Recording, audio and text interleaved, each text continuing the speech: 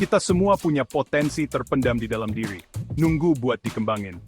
Potensi ini bukan kekuatan magis, tapi kekuatan nyata yang bisa mengubah hidup kita. Kekuatan refleksi diri dan belajar, perjalanan yang bikin kita lebih ngerti diri sendiri dan tujuan hidup. Dengan memulai perjalanan ini, kita dapat kejelasan dan fokus untuk membuka kemampuan sejati dan mencapai hal-hal luar biasa. Refleksi diri itu kayak ngaca ke dalam, ngeliat pikiran, keyakinan, dan tindakan kita. Usaha sadar buat ngerti motivasi, nilai, dan aspirasi kita. Sedangkan belajar itu kayak nambah ilmu dan keterampilan terus-menerus. Bahan bakar yang bikin kita maju dalam perjalanan tumbuh dan berkembang. Refleksi diri dan belajar ini saling melengkapi, bikin kita bisa membuka potensi dan hidup lebih bahagia. Lewat refleksi diri, kita jadi tahu kekuatan dan kelemahan kita. Kita bisa lihat di mana kita jago, dan di mana kita perlu perbaikan.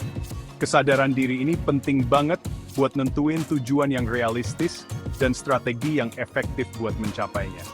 Nah, belajar itu ngasih kita alat dan pengetahuan yang kita butuhin buat ngatasin tantangan, memperluas wawasan, dan mencapai potensi maksimal. Saat kita mulai perjalanan menemukan jati diri ini, inget ya, ini proses yang berkelanjutan. Gak ada garis finish, gak ada titik di mana kita bisa bilang udah tahu segalanya. Mengejar kesadaran diri dan pertumbuhan itu usaha seumur hidup, yang butuhin usaha terus-menerus dan kemauan buat berubah. Dengan berkomitmen pada perjalanan ini, kita membuka diri terhadap banyak kemungkinan dan mengeluarkan kekuatan dalam diri. Ngeliat perjalanan hidup gue takjub sama kekuatan refleksi diri dan belajar. Lewat proses inilah, gue jadi ngerti prinsip dasar motivasi manusia, dan mengembangkan kerangka kerja yang udah memandu pekerjaan gue selama beberapa dekade. Perjalanan ini gak selalu mudah, tapi justru dari tantangan dan kegagalan lah gue dapetin pelajaran paling berharga. Di awal karir, gue termotivasi buat sukses, buat punya nama di dunia. Gue kerja keras banget, lembur terus, dan ngorbanin waktu pribadi demi tujuan gue. Walaupun gue cukup sukses, gue ngerasa ada yang kurang. Di masa introspeksi inilah gue mulai menggali lebih dalam tentang motivasi.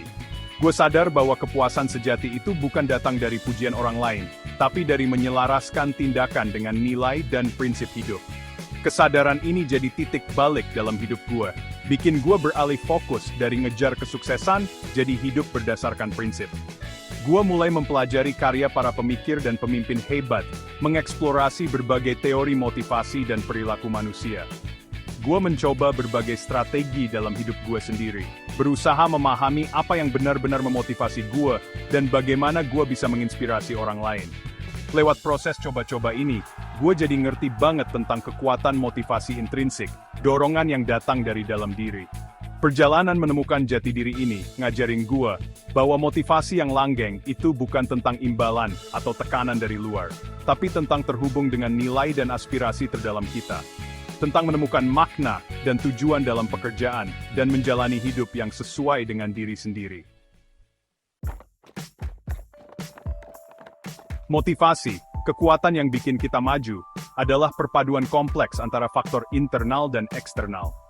Motivasi itu gak bisa disamain, karena setiap individu didorong oleh kebutuhan, keinginan, dan tujuan yang unik. Untuk memahami apa yang memotivasi kita, pertama-tama kita harus menjelajahi teori-teori dasar yang udah membentuk pemahaman kita tentang perilaku manusia.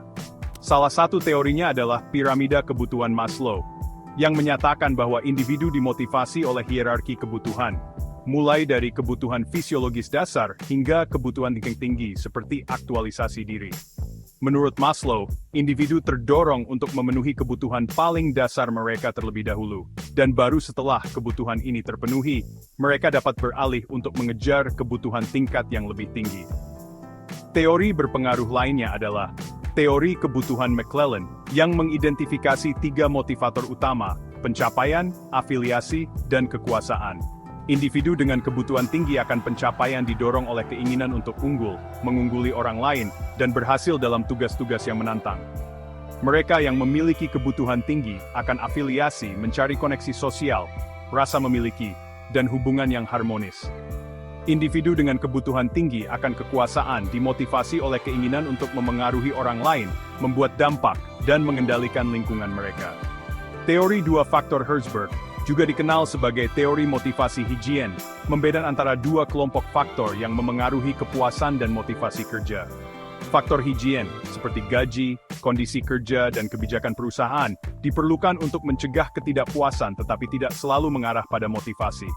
Di sisi lain, motivator adalah hal-hal yang melekat pada pekerjaan itu sendiri, seperti pengakuan, pencapaian, dan peluang untuk berkembang. Motivasi bukan cuma konsep abstrak. Motivasi adalah kekuatan pendorong di balik tindakan kita, membentuk kehidupan pribadi dan profesional kita.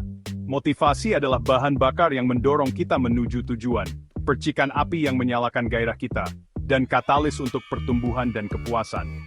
Dalam kehidupan pribadi, motivasi memberdayakan kita untuk mengejar mimpi, membina hubungan yang bermakna, dan hidup dengan tujuan.